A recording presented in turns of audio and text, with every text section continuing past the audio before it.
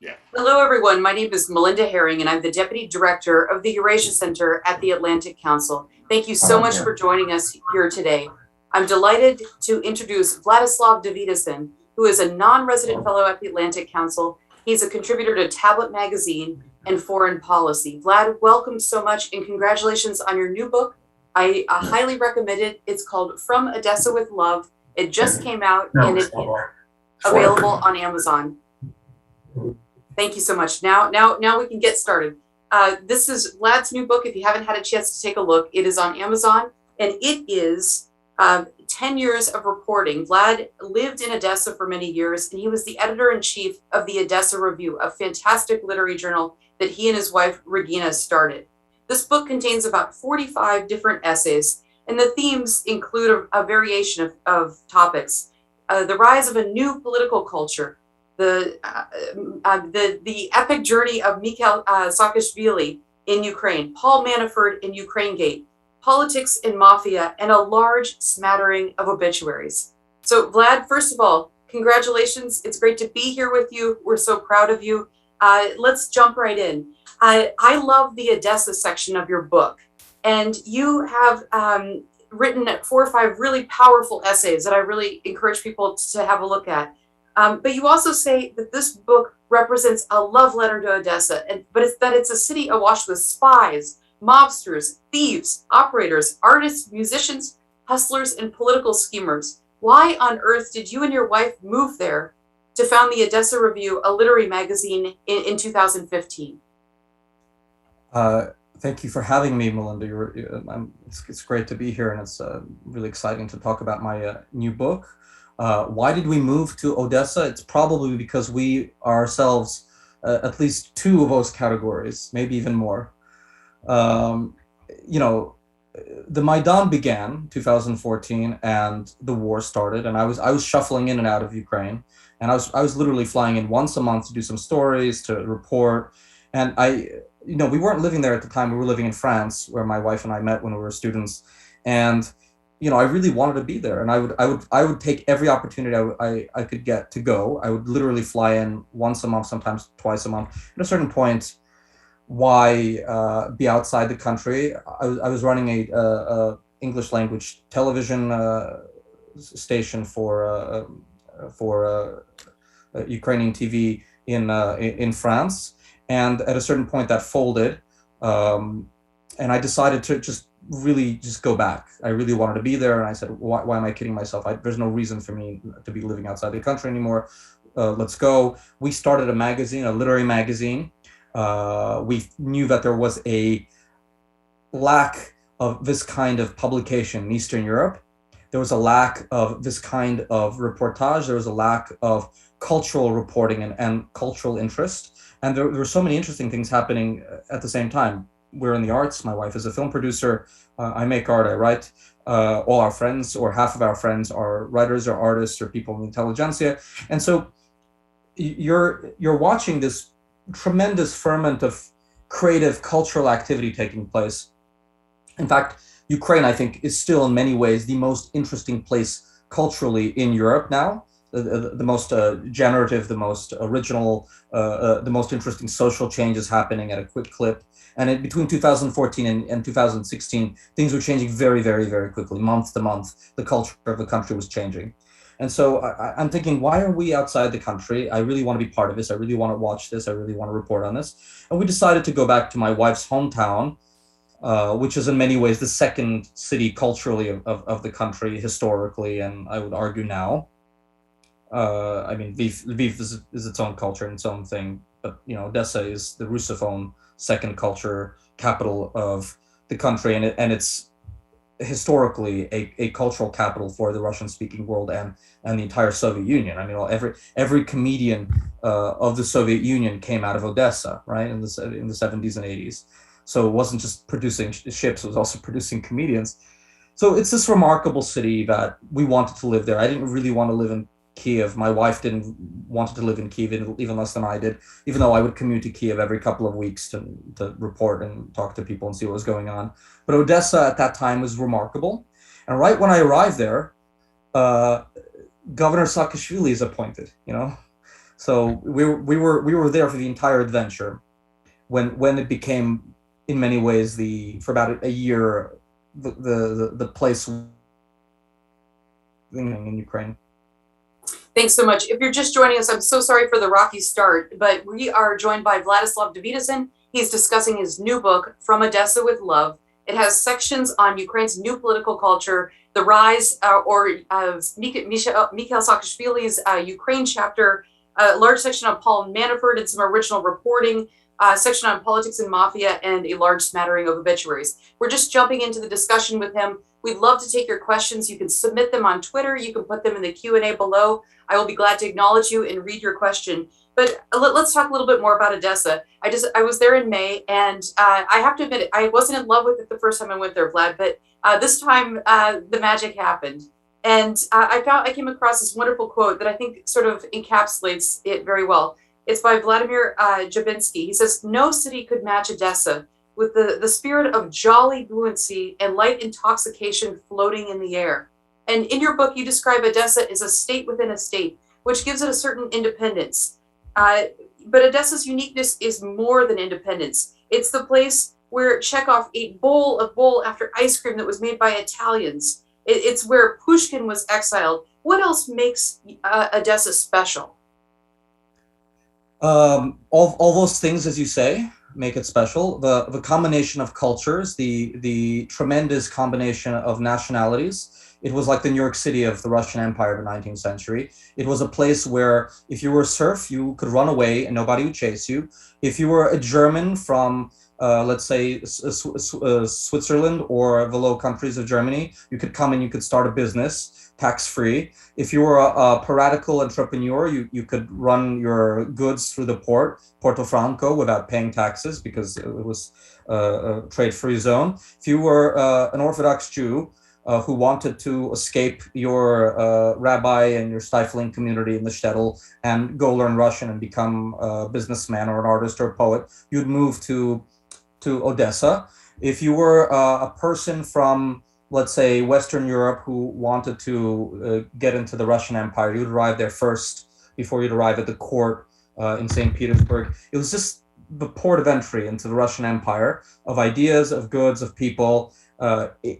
It was a remarkable and is a remarkable city in many ways because all these different people come together and they're all speaking Russian as a lingua franca, but there are a lot of different people speaking their own language. The Mala Arnautska street, Little Albanian street, Albanians spoke Albanian all the way up into the early 20th century. There were lots of Bulgarian speaking people there. You could speak Turkish in the street. You could hear Yiddish in the street. You could speak Ukrainian. If you were a Ukrainian speaker. So it's this cosmopolitan melting pot of a city. When Mark Twain arrives in Odessa in 1867, he says, "Everywhere I see America."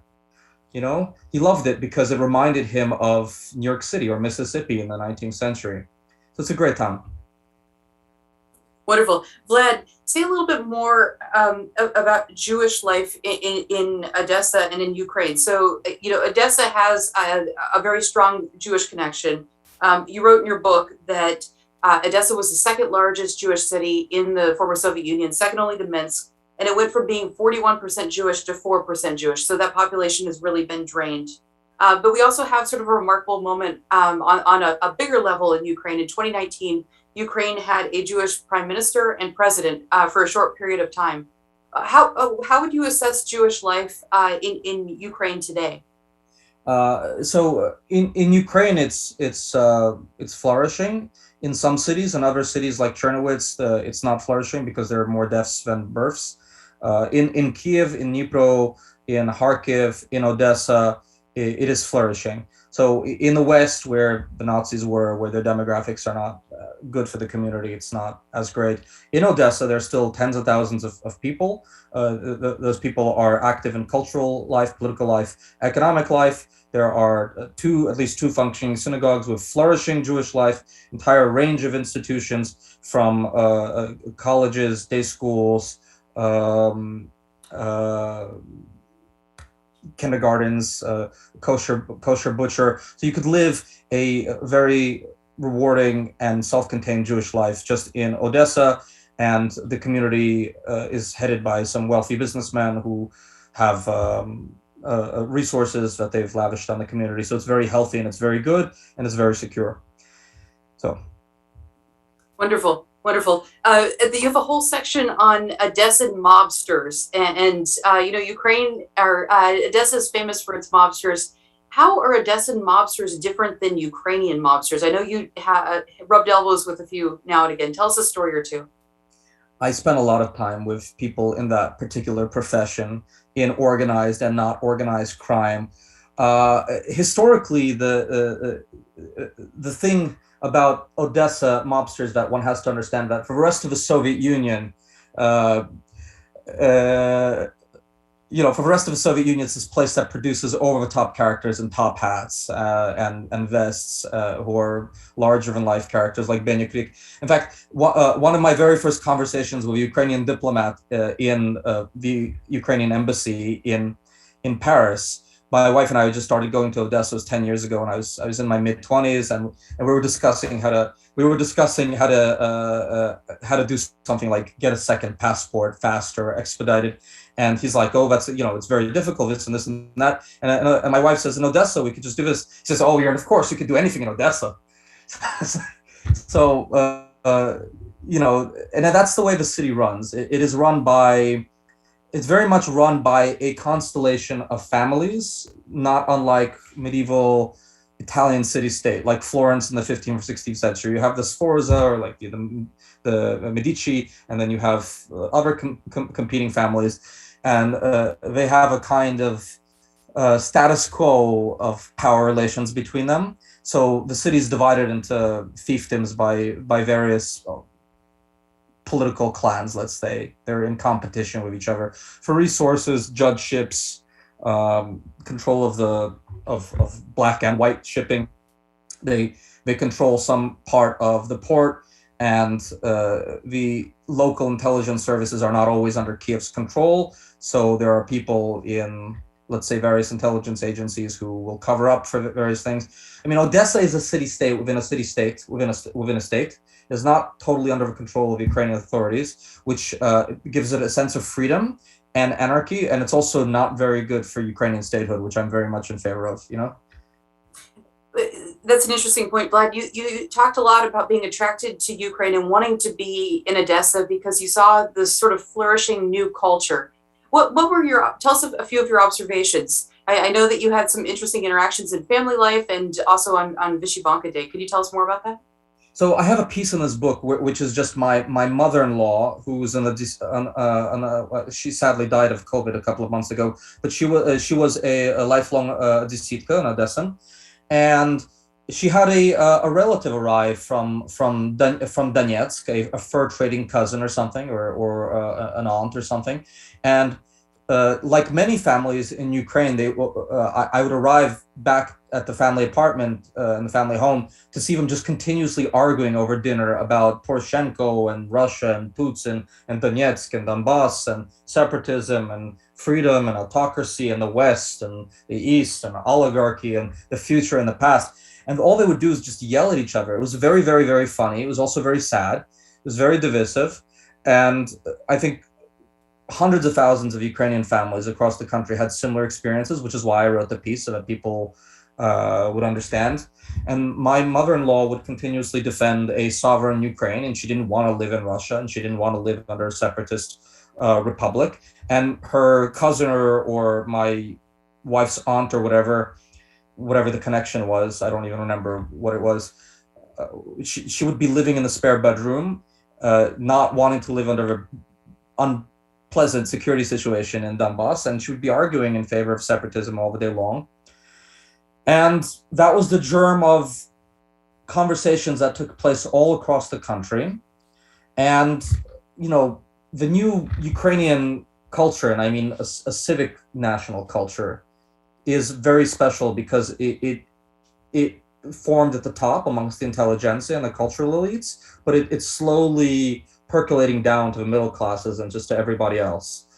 And the thing about 2014, the Maidan and the Russian aggression, the war that Russia waged against Ukraine afterwards, is that before 2014, the symbols of the Ukrainian state, when they were deployed, for many people, this was a, for many people in the Russian-speaking parts of Ukraine, which don't really, they don't really make a big deal out of being patriotic or nationalistic or whatever. For many people, the hoisting of a flag, this was a kind of silly, childish thing.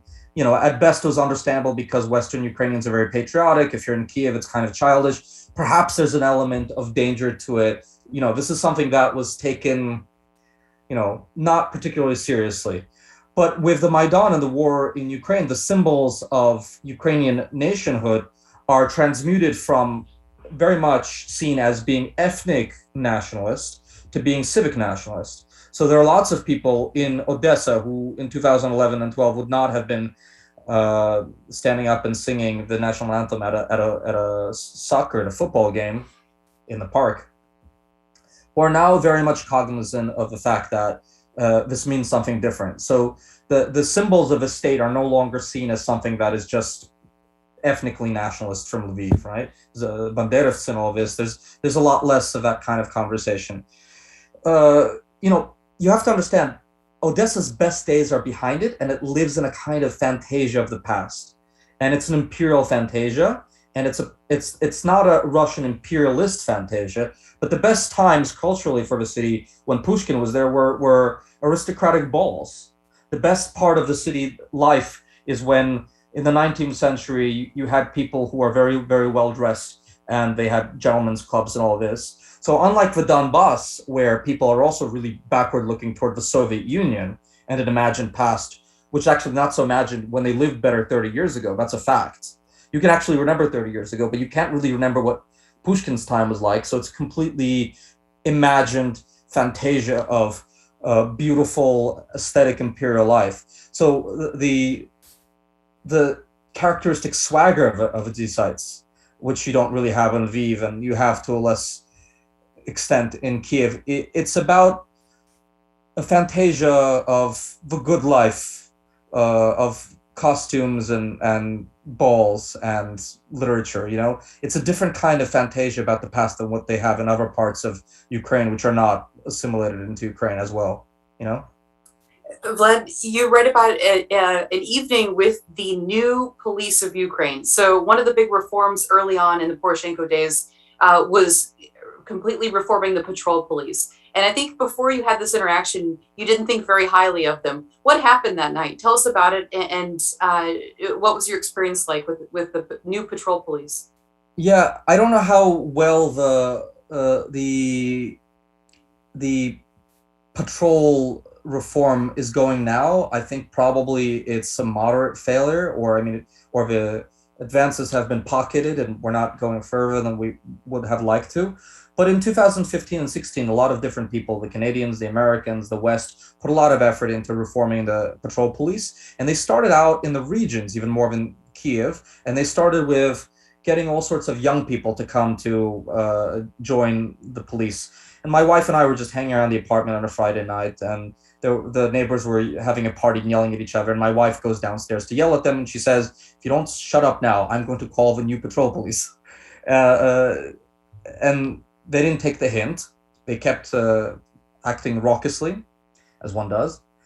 And she called the police, and these two lovely, clean-cut, slim young people with a college degree who had good manners showed up, and it was great. The patrol police used to be these beer-bellied, fat guys who would threaten to hit you with a stick unless you gave them a bribe, And there's these nice kids coming. They're like, "Oh, what do you do?" And they make small talk with you and they ask you about your work, and they're lovely, and it was great. So I was very enthused about my personal interaction with the new reform police, which did not involve unpleasant, overweight Soviet-style полицейский who said, "Bro, I'm gonna hit you if you don't help me, grease me a little bit," So yeah, I think that's one of the strengths of this book is you take very good snapshots. So for anyone who's interested in how Ukraine has changed since 2014, I think there's a lot of really interesting snapshots that Vlad's captured along the way.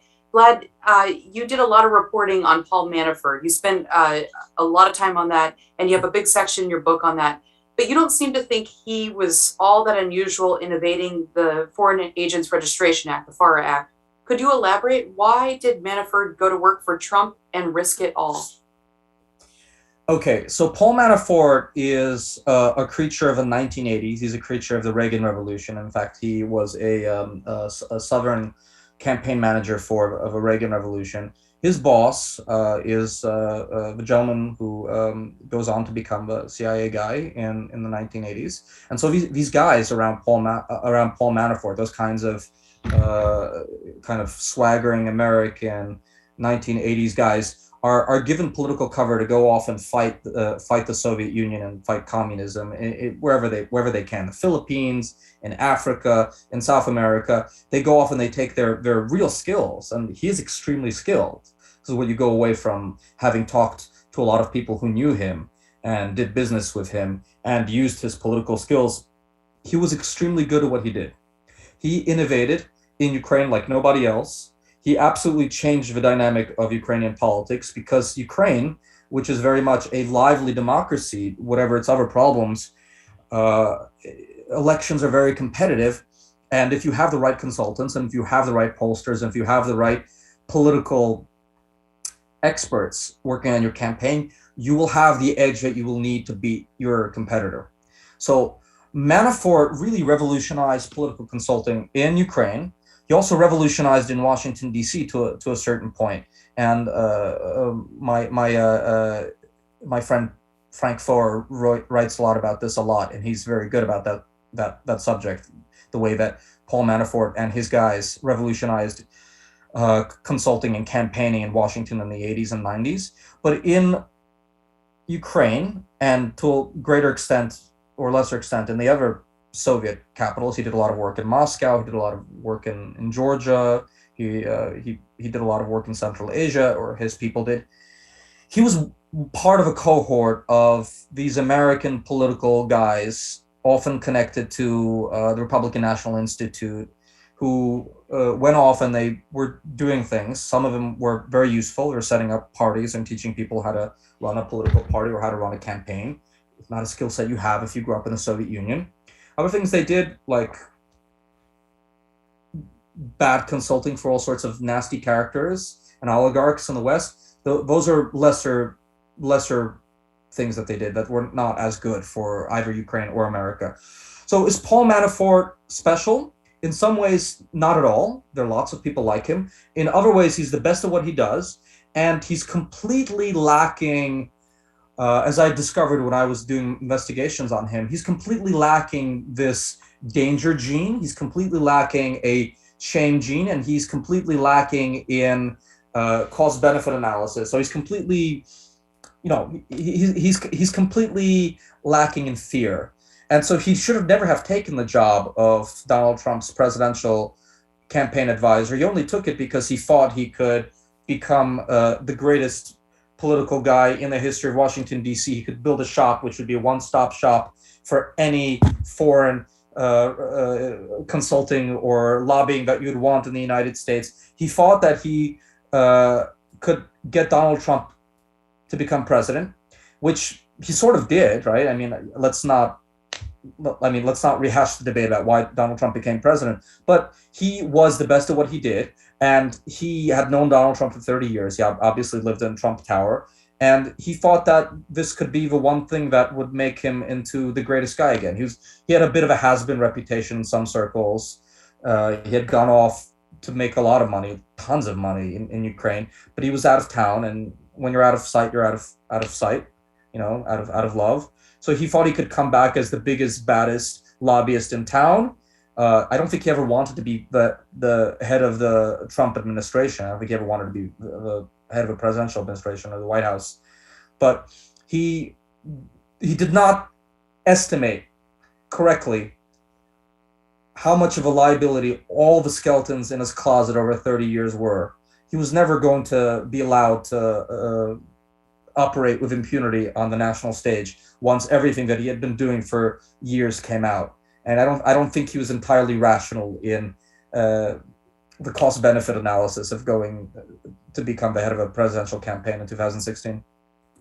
Any other surprises that came out of your reporting on Manafort? or the sordid chapter?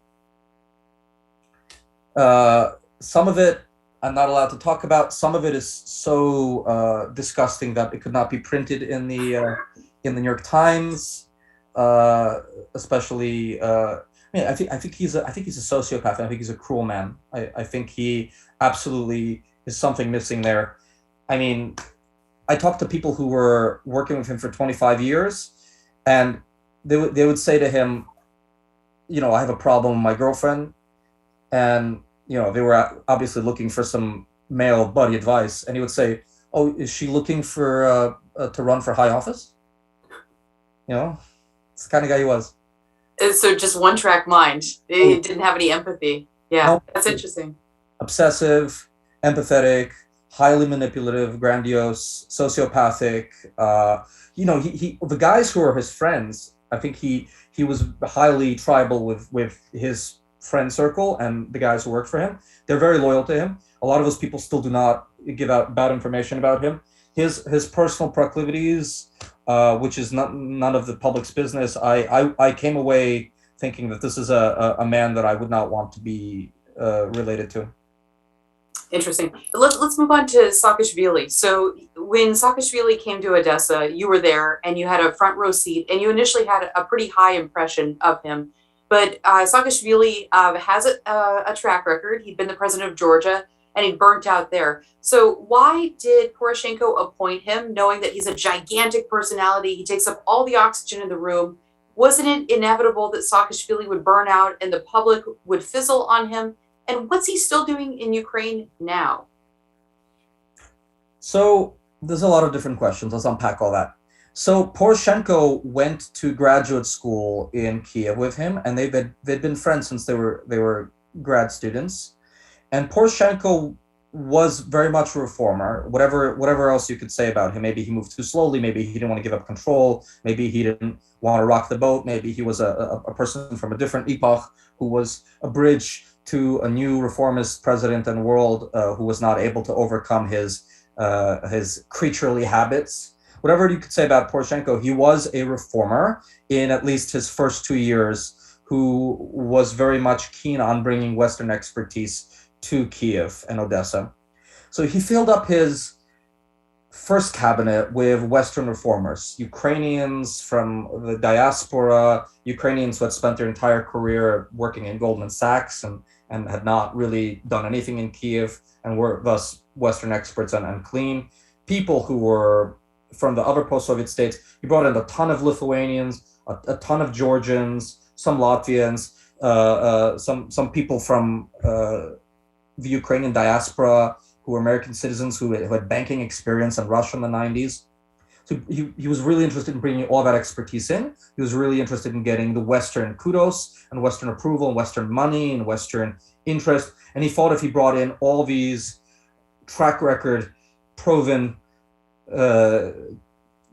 excellent reformers, he could have the same kind of examples. In some cases, it worked out very well. In other cases, it worked out very badly for all sorts of reasons, including the fact that lots of these people did not have an understanding of the local politics and were outmaneuvered. That's also partly what happened to Saakashvili. With Saakashvili, he was the world's greatest reformer.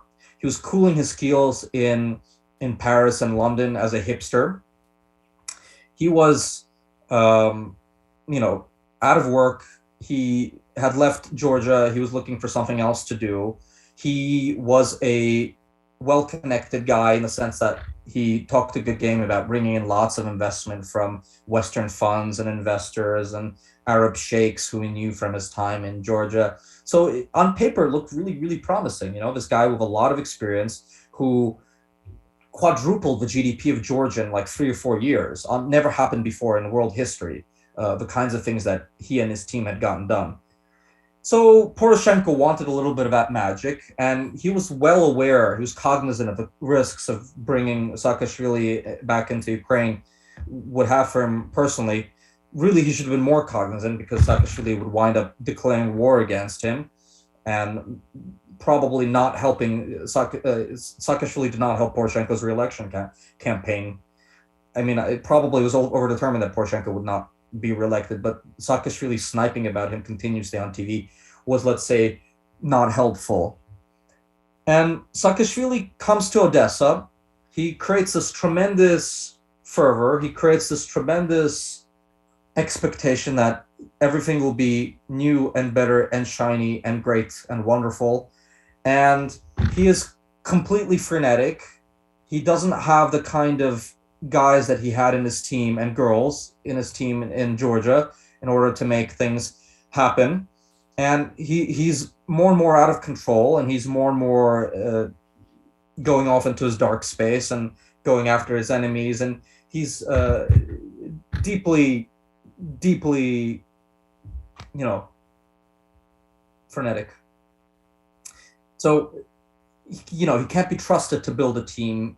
He is good at destroying things. He's not particularly good at creating things. He is frantic. He's frenetic. He starts projects. He doesn't finish them. He picks a fight with too many people. He should have just picked one or two political enemies to destroy, make a message out of that. But he thought that he was smarter and stronger than everybody else, and that he could fight the entire entrenched political elite in Odessa at the same time. And that was not the case. And he wasted opportunities. He wasted a once-in-a-lifetime opportunity. There are a lot of people in Odessa who were cautiously optimistic, and they thought, well, look, we have a lot of problems, but reform needs to take place. And now they look back at what he did, and he wasted someone else's opportunity. So we're not going to have the same kind of chance in Odessa for another 10 years, I think. Yeah, and there's probably going to be reluctance for an outsider. I mean, it's already a city that doesn't like outsiders. So the fact that, he got that job was a miracle from the beginning. But what's he doing in Ukraine now? Does he still have any magical powers, or is he basically done and spent? Look, he has 9 lives like a cat. He tried to become prime minister. Poroshenko overpromised him. Then he tried to run a national revolution. He overplayed his hand. He got exiled. He came back. They exiled him again. He came back. Then he was exiled again. Then Zelensky promised him his passport back as long as he kept it safe for work, behaved himself, which he's doing. He's not attacking Zelensky or he's learned his lesson. He's biding his time. He's always going to try again. I think he wanted to start a Russian-speaking center-right political movement centering in Odessa and the south of Ukraine in order to sweep him into power. And it actually could have worked out if he had been a little bit more patient, and if he had better, more competent people in place running the administration, if he hadn't shown himself to be such a tremendous liability to the presidential administration in Kiev. He had just stuck it out for 3 years instead of wanting to become PM in 18 months. He could have gotten it done because he is tremendously talented. But patience is not one of his virtues, right? No. That's a problem. Cliff Bonded asked why Saakashvili failed, and I think that's a great answer. Let's move on. We've got some great questions. We'd love to take more, so get those in the chat. Send them to us on Twitter. First question for you. This is from the great Arena Halupa. I think you guys know each other. She says, how can that state within a state situation that is Odessa be reined in? Odessa, with all its color, is very Soviet and quite provincial. Look how nasty its establishment was to the late Alexander Rotberg, how they threw out Sergei Proshurna and Lavrenchuk from the opera. Yeah, look, that's all true.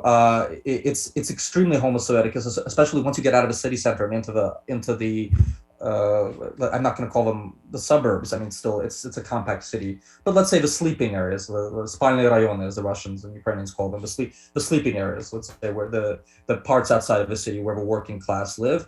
Those places are still heavily.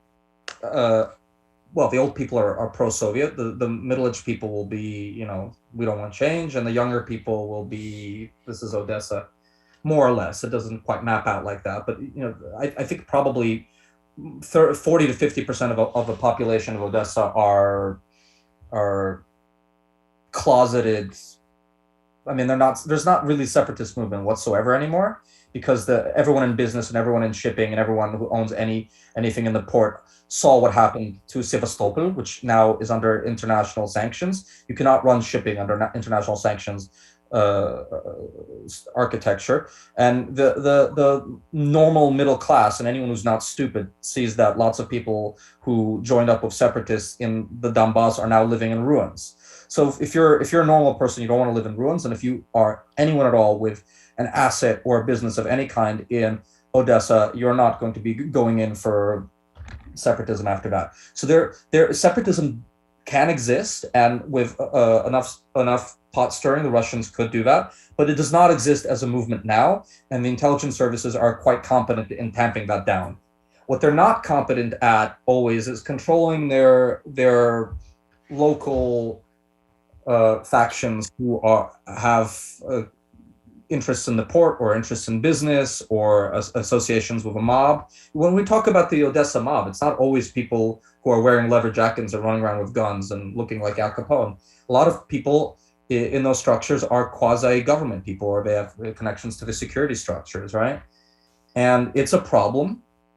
I have a wonderful story that I really liked. A friend of mine was a very aggressive Danish businessman, and he bought property in Odessa and was promptly taken away from him. And he went all the way to Poroshenko asking for help getting it back. And Poroshenko was like, look, anywhere else I can help you with a property dispute, but Odessa, it's a city-state unto itself. I think what is needed is time. I think just you need to give it a generation and things will work themselves out well enough. I don't think any kind of Ukrainization campaign would succeed by force in Odessa. That would backfire.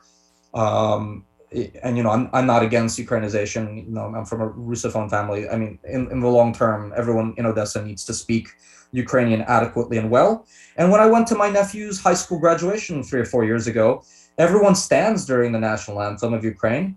The old people do not put their hand on their heart. The parents just stand there respectfully. They do not sing. They don't say anything. But all the 18-year-olds sang the national anthem. You know? Thanks, Vlad. We got 4 or 5 more questions for you. Matt Landon wants to know, so you said that there's no real separatism, no threat of separatism.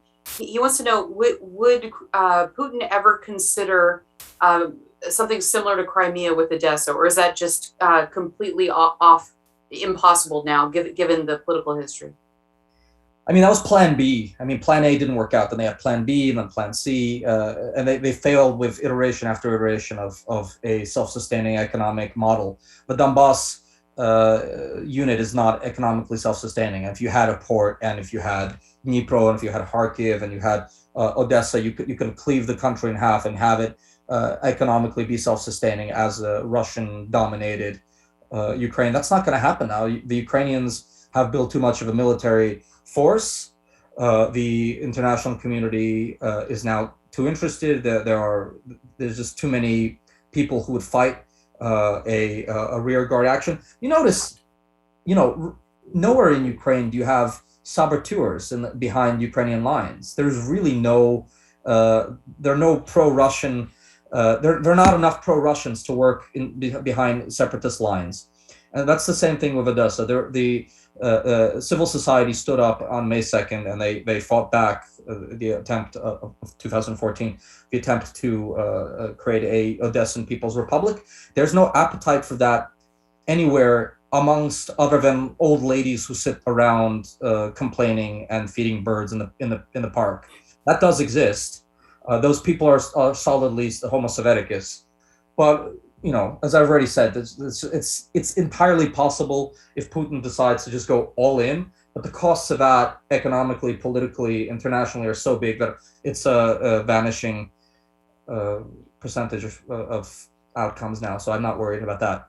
Super. Vlad, I got 4 questions for you, and we have about 4.5 minutes. You ready?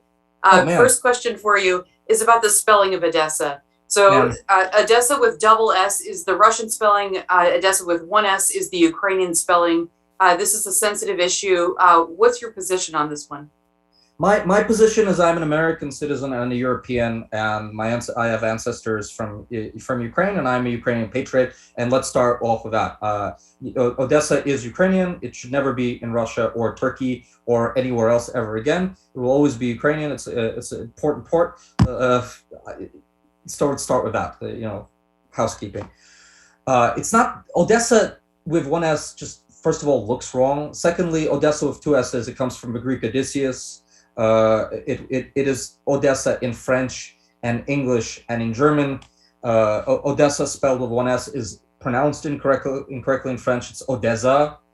I feel strongly that Odessa, as a Ukrainian patriot, as a patriot of Odessa, that this is a quirk that Ukrainian spelling, it became a kind of lightning rod for feeling about this country, about the city in a city state in a state, partly because Ukrainians, especially in the diaspora, who are mostly not from Odessa, they're mostly from Kiev or Western Ukraine, they don't really know what to do about it or don't have much of an emotional connection to it. So I think this issue of spelling of orthography has become unnecessarily overblown. We don't write Moscow as Moskva in English. Look, I understand it's a divisive issue. I understand that it is would probably be more difficult to publish the Odessa Review of two S's now.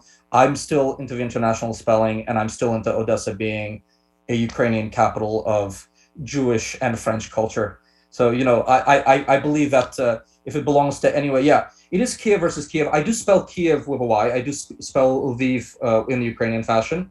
I do spell Lugansk in the Ukrainian fashion. I just think Odessa is a particularity of this particular toponym and its history and the linguistics and its connection to ancient Greece. Okay, so terrific. On every other Ukrainian toponym, the Ukrainians are right. Odessa's special. Okay, super. Our friend Robert Homans has a question for you. He wants to know, what do you think was Manafort's motivation in passing Trump polling data to Klimnik? Was it an example of the Trump campaign's collusion with Russia, or was it simply Manafort trying to get paid by his Ukrainian clients in the opposition bloc? I think it's the latter. I think he had money troubles. He owed Deripaska money. I do believe that he owed Deripaska a lot of money, and this is one way of paying back his debts, his massive debts to Deripaska. I do believe that he knew to some extent what Klimnik was, and he was obviously a Russian intelligence asset, if not an agent, clearly. And they're not. I mean, he has all sorts of Russian intelligence training. You have to prove intent with a Trump campaign and Manafort and Klimnik. I mean, what was Manafort running his own game? Yes. Was it a mutually transactional relationship with Trump? Of course it was. I really don't want to get into the partisan politics of that. It's all in the Mueller report and other things which I would have put in the Mueller report if I was Mueller. I would have. Our intelligence agencies know a lot more than is in the Mueller report, and let's leave it at that. Okay, super. We have 1 minute left, and I'd like to ask everyone to go ahead and have a look down in the Q&A. We put a fabulous review it's in the chat function, and there's a really nice review of Vlad's book in Spectator. So if you have a minute, I really encourage you to read that. If you haven't gotten online, you can buy his book on Amazon. It's really worthwhile. It's a lot of fun. I have to admit, I found the Bernard Levy chapter completely engrossing. But my favorite section was the Odessa section. So really well done. Larissa Courtney says, hello, and thank you for the tour of Odessa. And she loved the catacombs, and she was wondering what had happened with arson and the deaths. You went over that, so I just wanted to pass on her greetings. And then the last question is from Ugo Polari, and he says, is Odessa going to show some changes in its political leadership in the near future? Is Darth Vader going to be mayor, or should we expect more of the same thing? No, nothing's going to change for a while. I mean, the change in the rest of the country will come. Will seep down into Odessa. It's not going to come up. Odessa will stay what it is for a long time. It is being competently but boringly, tediously, and still corruptively governed now. It's not going to change anytime soon. I don't see any movement anytime soon. I think you have to change the systems that the country runs on from the top and bring them into Odessa. Odessa, the most you could say for it is culturally generative, and it's not a security threat at this point. And isn't that enough? And it's a really fun place to spend a weekend or a week. Yeah, please, everyone come to Odessa Film Festival. Come hang out. Find me. I'm not that hard to find. I'm all over the internet. I'd be happy to put anyone who goes there in touch with fun people or bright people. It's still a city with a great intelligentsia, an arts community, with fantastic restaurants, great beaches. Basically it's a city of hedonism. Politics is not for Odessa. We'll leave it to Kiev. You know. I think you did a wonderful job bringing the past and present together. Thank you so much, Vladislav Davidzon. Congratulations on your new book, From Odessa with Love. Get a copy, and I promise you'll enjoy it. Thank you for joining us, and until next time, have a nice evening. Bye-bye. Goodbye.